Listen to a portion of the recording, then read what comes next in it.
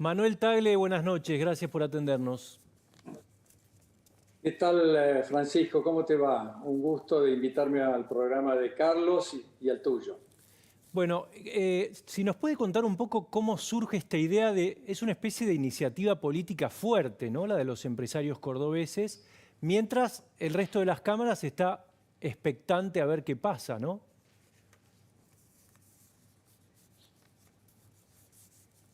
¿Me escucha? Sí, tengo un pequeño delay Un en pequeño el delay, ok. audio, pero Pero se te entendió escuché la más o pregunta, menos, ¿no? sí. O sea, ustedes conforman esta mesa Sí. productiva cuando ocurre lo de Vicentín. ¿Motivados por qué? ¿Por algún temor? ¿Por cómo veían lo que se venía? Mira,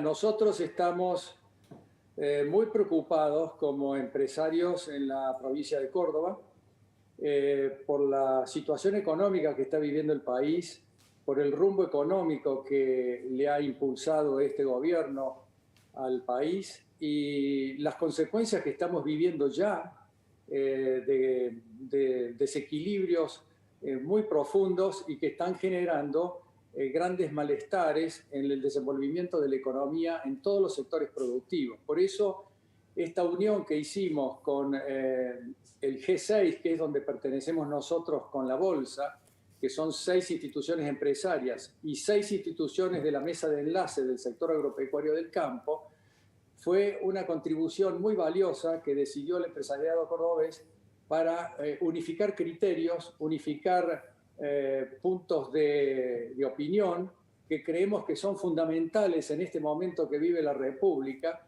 para dar mensajes claros, contundentes y constructivos para la dirigencia y sobre todo para el gobierno. Y saber que hay un grupo de entidades empresarias que piensan monolíticamente lo mismo, tanto en el sector agropecuario como en el sector industrial y comercial.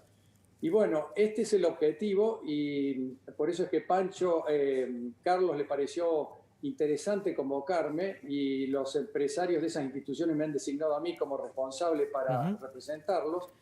Y creo que nosotros estamos muy preocupados porque la situación económica está realmente en una situación límite.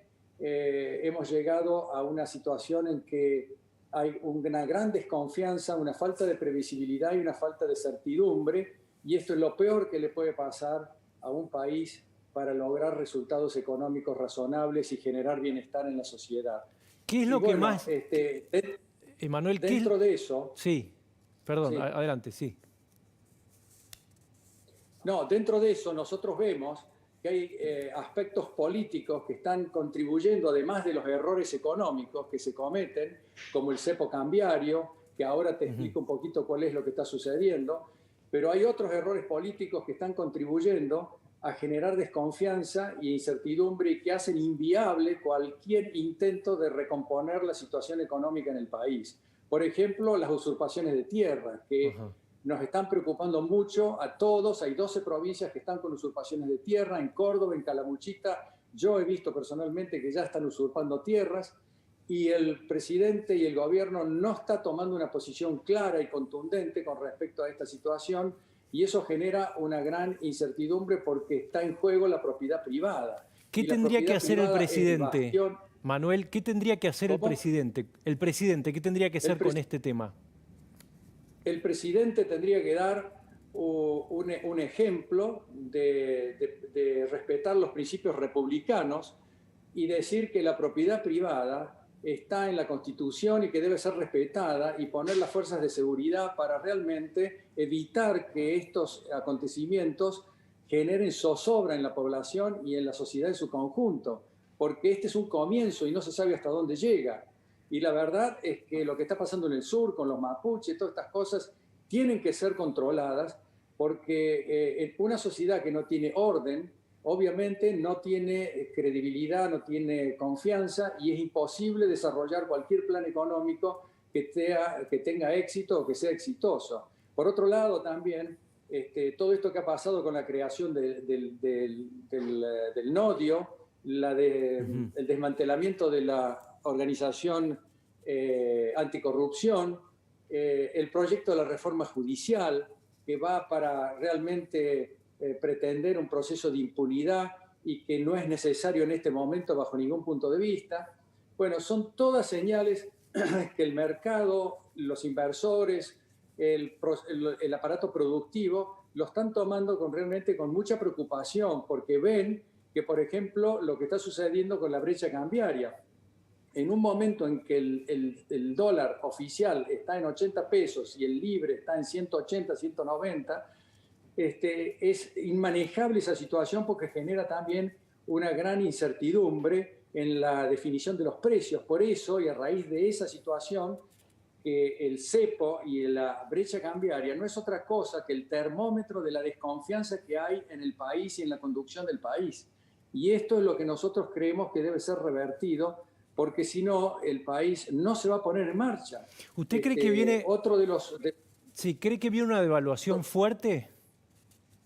Mirá, yo creo que el problema más grave es que esta diferencia que hay, brecha cambiaria, ha generado una ruptura en el sistema de precios. En este momento no hay precios en muchos sectores, en muchas actividades, y se debe a que los empresarios no tienen los valores de reposición de las mercaderías para poder definir precios. Entonces no pueden vender con la soltura y con la facilidad que lo deberían hacer en un clima de estabilidad. Bueno, yo creo que la devaluación, yo no estoy a favor de una devaluación porque significaría digamos,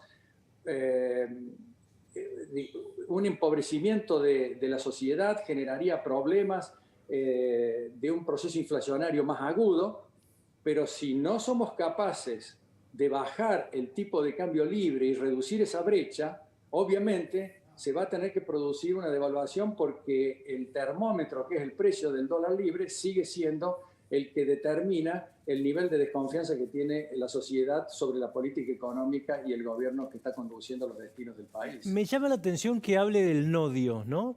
Porque uno infiere que es una preocupación por ahí más periodística. ¿Por qué lo pone en ese compendio de inquietudes? Porque el hecho de intervenir y de cuestionar a la libertad de expresión es otro de los aspectos de la vida republicana que afectan la confianza en un país. Un país que no tiene una prensa libre, que no tiene una economía libre, que no tiene una disciplina fiscal fuerte, que no tiene un control monetario para recuperar el valor de la moneda, que no tiene una decisión de integrarse al mundo, que no tiene una decisión de integrarse al sistema financiero internacional para ser respetado, obviamente que la posibilidad de recuperarse económicamente es cada vez más lejana y cada vez más difícil. Por eso, cuando se habla de estos acuerdos que ha propuesto la vicepresidenta, a mí me generan muchas dudas. Eso lo quería preguntar, si le cree al pedido de acuerdo de Cristina. A mí me generan muchas dudas porque realmente es una paradoja que quien ha generado esta situación que acabo de describir es fundamentalmente los antecedentes políticos de la vicepresidenta y sus definiciones políticas, convalidadas, por supuesto, por el presidente en estos últimos meses, esté pidiendo y haciéndole, digamos, responsable al presidente y a los funcionarios del gobierno de lo que está sucediendo en la economía. Entonces, creo que tiene que haber realmente una verdadera autocrítica, una verdadera actitud sincera de decir que han estado equivocados durante mucho tiempo en la conducción del país y de la economía y tienen que pensar en que para sentarse a negociar un acuerdo con los distintos sectores de la oposición, del sindicalismo, de los empresarios, etcétera, tiene que haber ciertos puntos mínimos que ellos no han sido respetuosos en el pasado. Como dije recién, equilibrio fiscal, control de la emisión de moneda, apertura de la economía, gradual, por supuesto, pero tiene que hacerse, reducción de la estructura del sector público para bajar la presión fiscal, todo de una manera gradual y prudente, pero tiene que ser firme y convincente. Si un gobierno no anuncia un plan que sea convincente y firme, obviamente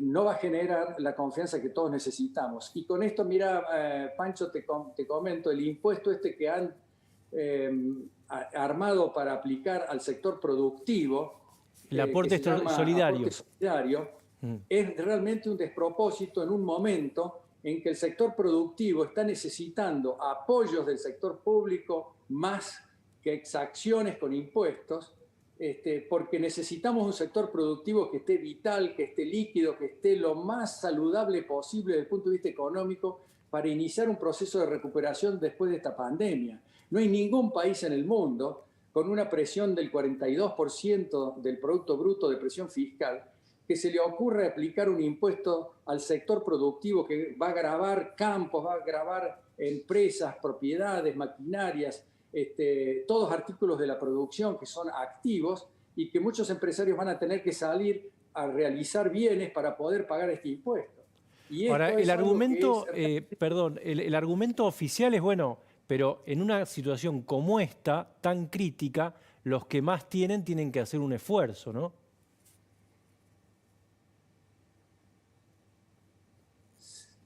Sí, claro, pero no sé si terminaste, pero Sí, creo sí. que en este contexto no solamente van a pagar los que más tienen, sino que este impuesto está concebido para que paguen una gran cantidad de empresas agropecuarias, empresas industriales, empresas de todo tipo. Por ejemplo, hay empresas en Córdoba que están en un procedimiento de crisis para resolver el problema de las dificultades económicas por las que están pasando, y esas empresas van a tener que pagar el impuesto del aporte solidario. Es una incongruencia.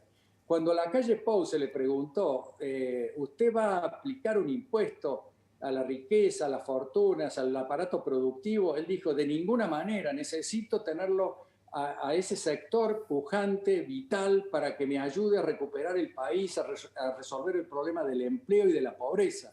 Y estas son las actitudes que no se ven todavía en la Argentina y que siguen generando la desconfianza que nos preocupa a todos los empresarios y a los que yo represento, porque queremos tener un país creíble, un país donde las leyes del mercado sean las que determinen nuestros movimientos, y nosotros no necesitamos que nos den subsidios, que nos den